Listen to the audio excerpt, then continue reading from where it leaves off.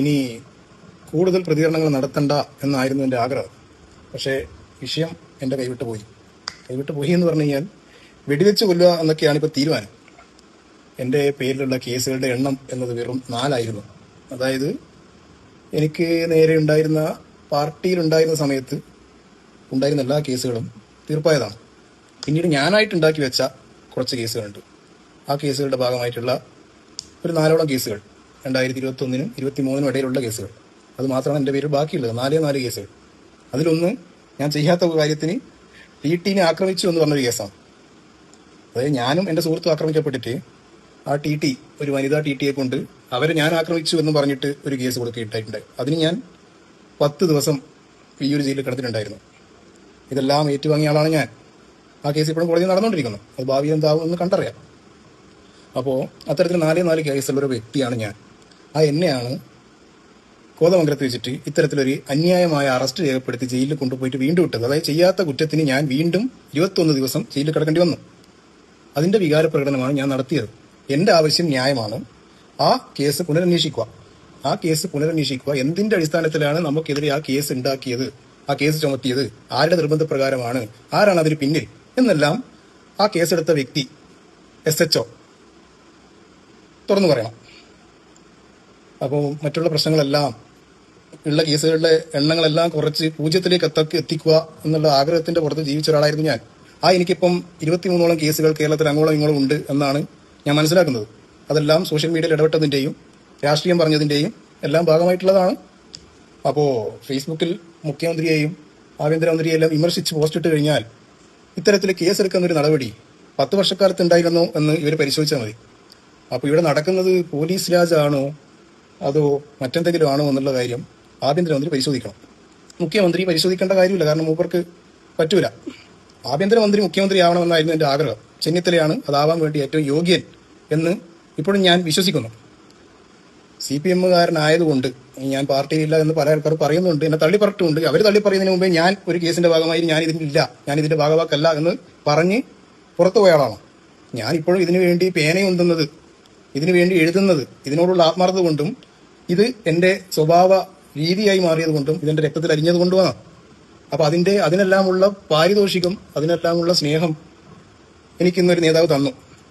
കാരണം ഞാൻ ഒരു തരത്തിലും അടുപ്പിക്കാൻ വേണ്ടി പറ്റാത്ത, അയിത്തം കൽപ്പിച്ച് അകറ്റി നിർത്തേണ്ട ഒരാളാണ് എന്നുള്ള രീതിയിലുള്ള പ്രകടനമാണ് ഇന്ന് എനിക്ക് നേരിടേണ്ടി വന്നത്. അതിലൊന്നും എനിക്ക് സങ്കടമില്ല. അതൊക്കെ അങ്ങനെ തന്നെ ആയിരിക്കും എന്നുള്ള പൂർണ്ണ ബോധ്യവും എനിക്കുണ്ടായിരുന്നു. ഇപ്പോഴുള്ള പ്രശ്നം ഈ ഒരു വിഷയമായിട്ട് ബന്ധപ്പെട്ട്, ഈ വിഷയം തുടങ്ങിയത് കോതമംഗലം SHO ആണ്. എൻ്റെ ജീവിതമാണ് തകർന്നത്. എൻ്റെ പ്രതീക്ഷകളും എൻ്റെ ഭാവി കാര്യങ്ങളും എല്ലാമാണ് തകർന്നത്. എൻ്റെ മാത്രമല്ല, എൻ്റെ കൂടെ ഉണ്ടായിരുന്ന എൻ്റെ സുഹൃത്തുക്കൾ 6 പേരുടെ ആ ഒരൊറ്റ കേസാണ് ഇത്തരത്തിൽ കേരളത്തിലെ പോലീസ് സേന മൊത്തത്തിൽ റോഡ് മൊത്തം ചെക്കിങ് വെച്ച് എല്ലാ വണ്ടിയും പരിശോധിക്കുന്ന അവസ്ഥയിലേക്ക് എത്തി ഇത്തരത്തിൽ ഒരവസ്ഥ ഉണ്ടാക്കി വെച്ചിട്ടുള്ളത്. CI പ്രശാന്തൻ ആ ജോലിയിൽ തുടരാൻ അർഹനല്ല എന്ന് ഇപ്പോഴും ഞാൻ പറയുന്നു, എപ്പോഴും ഞാൻ പറയും. ഒരാൾ അധികാര ദുർവിനിയോഗം നടത്തി നിരപരാധികളെ കള്ളക്കേസ് ചുമത്തി കോടതിയിൽ ഹാജരാക്കുമ്പോൾ അയാൾ കോടതിയെ തെറ്റിദ്ധരിപ്പിക്കുന്ന ആളാണ്.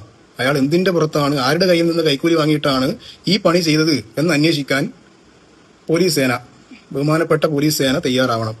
ഞാൻ കേരള പോലീസിനെതിരല്ല, കേരള പോലീസിനെ ഞാൻ വില കുറച്ച് കാണുന്നുമില്ല. കേരള പോലീസിനോട് എനിക്ക് ഒരു വിരോധവുമില്ല. എനിക്കുണ്ടായിരുന്ന പകയും പ്രതികാരവും വിരോധവും എല്ലാം കോതമംഗലം SHO പ്രശാന്തിനോട് മാത്രമാണ്. പ്രശാന്തിനെതിരെയാണ് ഞാൻ അന്ന് പോസ്റ്റ് ഇട്ടത്. ആ പോസ്റ്റ് ഇട്ടതിൽ 2 വാക്കുകൾ മാത്രമേ എനിക്ക് പിഴച്ചു പോയിട്ടുള്ളൂ. അത് ഞാൻ പിന്നീട് തിരുത്തുകയും ചെയ്തിട്ടുണ്ടായിരുന്നു. അതിന് മാത്രമേ കുറ്റബോധമുള്ളൂ, മറ്റൊന്നിലും എനിക്ക് ഇപ്പോഴും കുറ്റബോധമില്ല. പറയേണ്ടതേ പറഞ്ഞിട്ടുള്ളൂ. പറയേണ്ടത് പറഞ്ഞു പോവുക എന്നുള്ളത് തന്നെയാണ് ഞാൻ ശീലിച്ചതും. അത് പറഞ്ഞതിന്റെ ഭാഗമായിട്ട് നേരിടേണ്ടി വരുന്ന എല്ലാ കോൺസിക്വൻസും നേരിടുക എന്നുള്ളതാണ് എൻ്റെ ഒരു രീതി. അതിപ്പം എന്നെ കൊണ്ട് മാറ്റാൻ പറ്റുന്നതല്ല. അതിപ്പോൾ പക്വത കുറഞ്ഞതായിരിക്കാം, എടുത്തുചാട്ടമായിരിക്കാം, അതെന്തോ നിങ്ങൾ വിലയിരുത്തിക്കോ, അതെന്റെ വിഷയമല്ല. എനിക്കൊരൊറ്റ ജീവിതമേ ഉള്ളൂ, അത് ജീവിക്കുക. അത് ആരും മുമ്പിലും കുനിഞ്ഞു നിന്നിട്ടോ തല താഴ്ത്തിയിട്ടോ പേടിച്ച് നിന്നിട്ടോ ജീവിക്കാൻ വേണ്ടി ആഗ്രഹിക്കുന്ന ഒരാളല്ല ഞാൻ. പറയേണ്ടത് പറഞ്ഞു തന്നെ പോകും. ഇപ്പോഴത്തെ പ്രശ്നം ഈ ഒരു വിഷയമായിട്ട് ബന്ധപ്പെട്ടിട്ട് കോതമംഗലം CI കള്ളക്കേസ് എടുക്കുന്നു, ഞാൻ പോസ്റ്റ് ഇടുന്നു. ആ പോസ്റ്റിന്റെ ഭാഗമായിട്ട് ഞാൻ ജാമ്യ ഹർജി കൊടുക്കുന്നു. ആ ജാമ്യം തള്ളുന്നു. ജാമ്യം തള്ളിയതിന്റെ ഭാഗമായി ഞാൻ കീഴടങ്ങാമെന്ന് പറയുന്നു. കീഴടങ്ങാമെന്ന് പറഞ്ഞിട്ടും എന്നെ വന്ന് പിടിച്ച് എന്തോ ആക്കി കളയാമെന്ന് പറഞ്ഞതിന്റെ ഭാഗമായിട്ടാണ് ഞാൻ അത്തരത്തിലൊരു വികാര പ്രകടനം നടത്തിയത്. ആ വികാര പ്രകടനം നടത്തിയതിന്റെ ഭാഗമായിട്ട് വീണ്ടും കേസ് വന്നു. അത് പോലീസിനെ മൊത്തത്തിലല്ല ഞാൻ വെല്ലുവിളിച്ചത്. അയാൾ എൻ്റെ ഭാര്യയ്ക്ക് അങ്ങോട്ടേക്ക് മെസ്സേജ് അയക്കുക, നിങ്ങൾ തമ്മിൽ പ്രശ്നങ്ങളല്ലേ, നിങ്ങൾ പിരിഞ്ഞിരിക്കുന്നതല്ലേ, അവൻ എവിടെയുണ്ടെന്ന് പറഞ്ഞാൽ നമുക്ക് പിടിക്കാൻ വേണ്ടിയിട്ടാണ്. ഒരു ഭാര്യനെ വിളിച്ചിട്ട് പറയാം അവനെ ഒറ്റ തന്ന് സഹായിക്കണം. ആ ഒരു വികാരം കൊണ്ടാണ് ഞാൻ പറയേണ്ടി വന്നത്.